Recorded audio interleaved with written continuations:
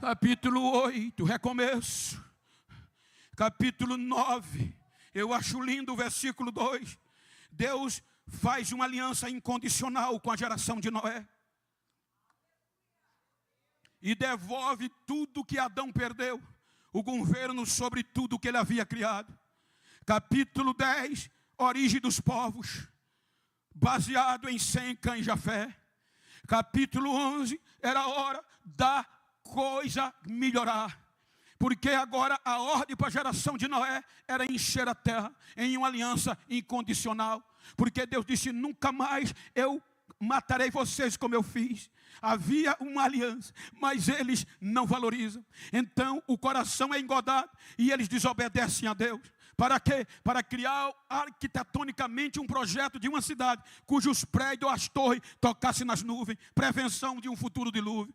Aí Deus desce pela terceira vez para observar e ver que a maldade do homem era má e suas intenções. Aí há uma reunião, que é que a gente faz? Se a gente deixar os seres humanos assim, nunca mais ninguém segura ele. Aí o Espírito Santo vem e diz, deixe comigo, vou confundi-los. Aí vem o idiomas, dialetos, a confusão do linguajar. Então vem a confusão da Torre de Babel e a geração de Noé é expulsa ou externada sobre a terra sem direito a adorar. Não há adoração.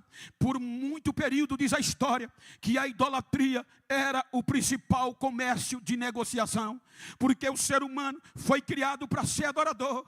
E imagine, nós estamos aqui adorando a Deus, mas pertinho de nós, ou em muitos lugares, tem alguém adorando outra coisa. O ser humano não vive sem adorar, seja o que for, porque está intrínseco dentro dele. E esta geração, não adorando a Deus, vai adorar todo tipo de astros. Até Abraão, diz a história, que a sua família vivia da idolatria. Aí é aqui, capítulo 12 do Gênesis, que Deus vai a Abraão e lhe faz uma proposta de um projeto espiritual. Porque desde o capítulo 3 do Gênesis, não houve mais culto coletivo como nós estamos aqui.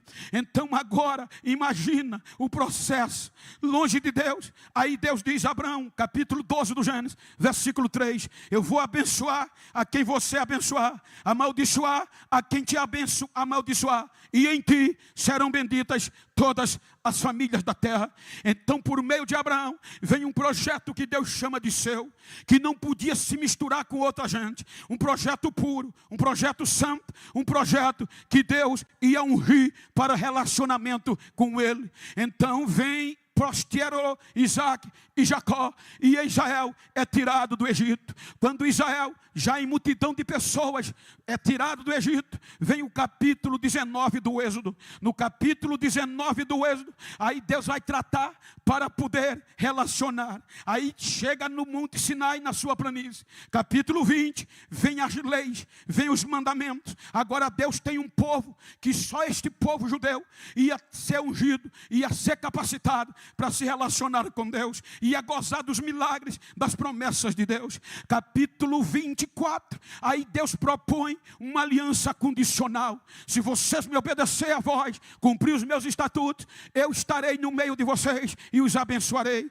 Moisés diz ao povo, capítulo 24, versículo 6, salvo engano, do Êxodo, versículo 24, ou é o versículo 3, ou é o 6, põe aí, o que é que Moisés diz, e Moisés transmite ao povo, e o povo diz em uma só voz, tudo que o Senhor falou, vamos cumprir, vamos obedecer. Quando o povo em um só som diz que vai obedecer a Deus, então Deus agora vai fazer uma aliança. Moisés mata o novilho e vai aspergir o sangue sobre o altar e sobre o povo e sobre uma nova geração. Agora Moisés tomou metade do sangue, a proposta está no versículo 3, mas aí já resume, metade do sangue pôs sobre a bacia e a outra metade joga sobre o altar e também sobre o povo. Então agora tem uma aliança que vai dar direito a justificar Israel diante do pecado, baseada no sangue do novilho puro e imaculado. Já que tem uma aliança, já que tem relacionamento, aí Deus vai tratar do tabernáculo, ou seja, ele vai preparar geograficamente, já que o dilúvio acabou com o Éden de Adão, ele diz, agora eu vou preparar um lugar para eu descer na terra e ser adorado, só pelos judeus, e é chamado tabernáculo. tabernáculo, lugar móvel, aonde parar, a nuvem parar, eu vou descer para ser adorado.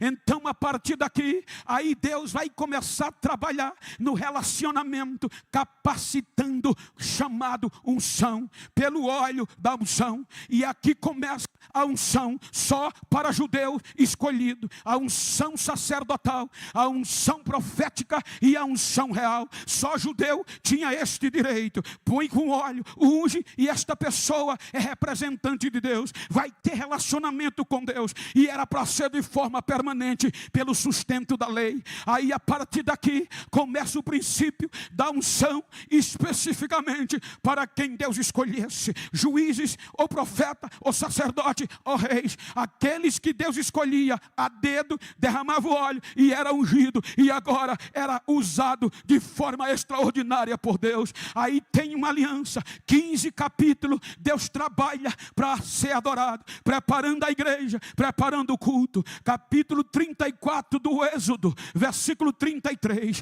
que aqui está escrito: e Moisés levantou, assim acabou Moisés de falar com capítulo 24, versículo 33, capítulo 24, aí Moisés, capítulo 40, versículo 33.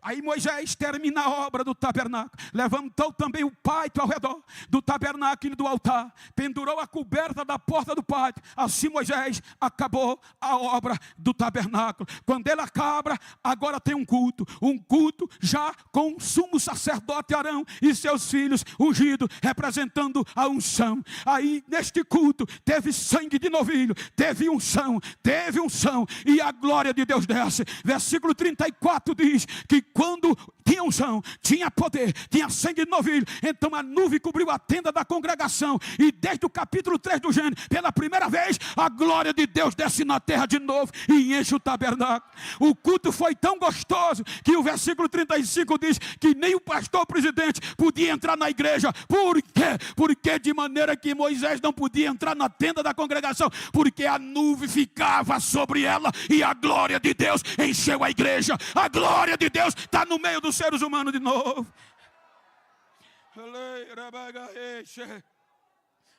Por meio de algo chamado unção. Mas só os judeus, com base na lei, tinha este direito.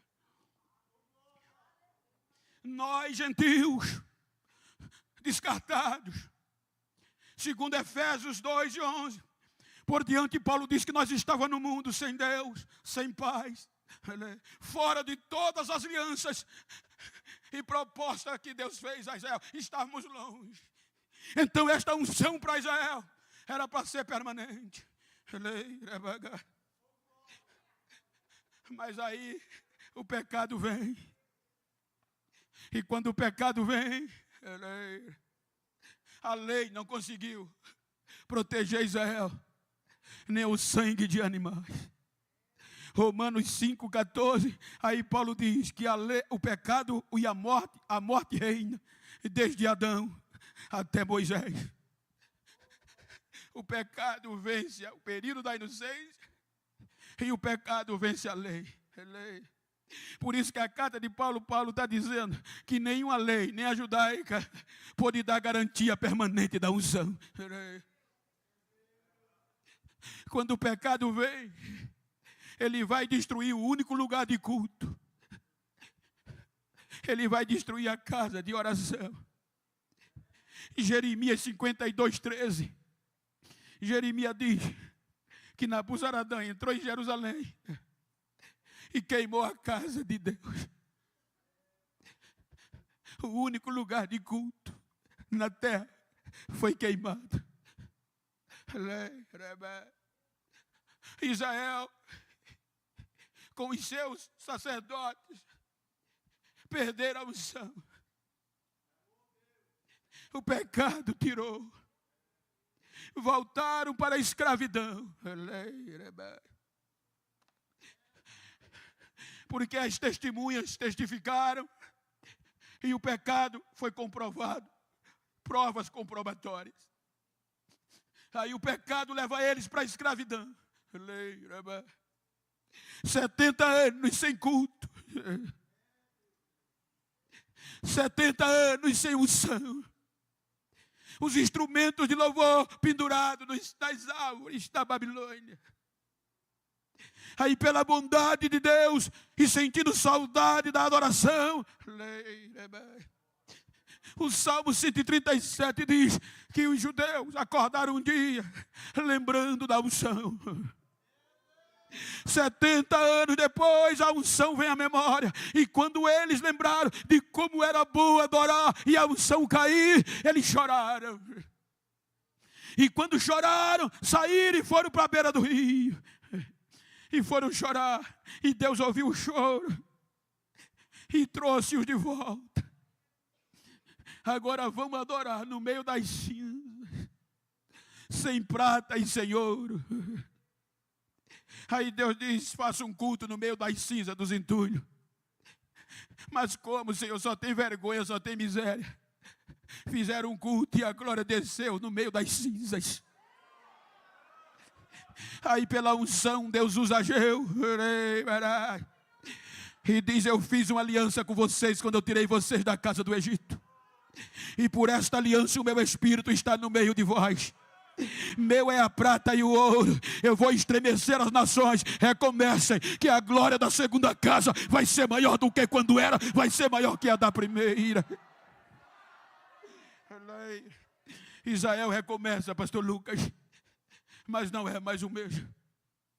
430 anos antes de Cristo vem o último dos profetas, Malaquias. E Malaquias começa o último capítulo falando de um juízo por conta do pecado de Israel. A lei não guardou Israel e a morte reina desde Adão até Moisés. Por isso que Paulo vai fazer questão de mencionar isso. Malaquias 4:1, ele diz que aquele dia vem, porque eis que aquele dia vem, ardendo como fogo. Todos os soberbos e todos que cometem impiedade serão como palha. E o dia que está por vir os abrasará, diz o Senhor dos Exércitos, de sorte que lhes não deixará nem raiz, nem ramo. Me ajuda aqui no teclado bem baixinho. Há um juízo. E depois disso vem o silêncio de Deus. O pecado, as testemunhas vêm. E Israel traz o silêncio de Deus. Agora sem profetas, agora sem mensagem, sem revelação. Aí é neste período que teologicamente é um pensamento meu, que Cristo vai mostrar a João o que aconteceu. É neste período do silêncio, dentro da minha visão, que vem o Apocalipse capítulo 5. Quando Jesus arrebata João em espírito, ele chega no céu e ele diz que houve uma petição oficial escrita pelo promotor de acusação. Então, a petição era a última audiência, a quarta. O juízo final era para acontecer ali. Então, o que é que ele diz? Que quando chegou no céu, ele vê um trono, fórum, corte, juízo. E sobre o trono, o supremo juiz estava sobre ele. Veja que o processo chega na última instância e agora vai ser transitado e julgado. Então, vai ouvir as testemunhas. Pelo relato de João, as 7 testemunhas chegam como representante do juiz para testificar o comportamento dos judeus.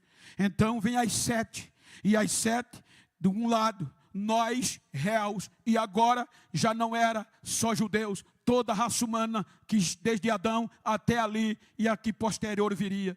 Então, é aqui que João diz que a coisa ficou feia. O promotor de acusação, a morte, o pecado e o inferno, representando a acusação. Nós, réus, e as 7 testemunhas. Aí vai Deus, como juiz, nos dá o direito de o contraditório. Veja que ele vai dar o direito, mas primeiro vai ouvir as acusações. As 7 testemunhas, tribulação, angústia, perseguição, fome, nudez, perigo e espadas estão lá e vão ser ouvidas pelo juiz. E os testemunhos dela vão sendo escritos em um livro para comprovar o crime e a sentença. E um lado do livro não compôs o nosso erro e a nossa sentença. sentença, vira o contrário, começar a escrever. Quando termina toda a oitiva, todo interrogatório, aí agora o livro é enrolado e selado com 7 selos. E agora vai entregar a quem? Ao juiz. Agora a nossa sentença está lá em um livro selado por dentro e por fora. Aí Deus diz, como juiz, eu não posso condená-los sem dar o direito de defesa. Procure um advogado. Procure um promotor para defendê-los. Aí os anjos vão, procuram no céu, procuram na terra, vão debaixo da terra e voltam, meritíssimo. Ninguém quis aceitar o processo. Não encontramos ninguém digno, Senhor, de nem sequer olhar para o livro. Por quê? Porque a lei, o nosso crime, não tinha brecha nem para atenuar a pena, ou seja, nem para diminuir o tempo de pena, quanto mais para nos absolver. O nosso crime era igual ao de Lúcifer, do anjo de luz.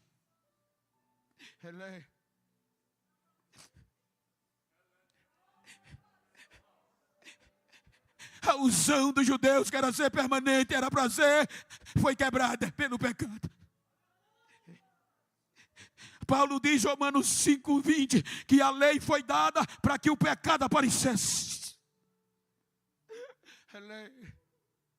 Agora sem advogado a nosso favor. As provas contundentes, comprobatórias. Ninguém aceitou a nossa defesa. Só restava o juiz condenar a gente, desistir de uma vez por todas e jogar no fogo eterno. Quando o juiz vai dar a sentença, aí Paulo traz à luz aos Filipenses capítulo 2. Ele diz que no julgamento antes da sentença, entra no julgamento um ser pedindo direito de palavra.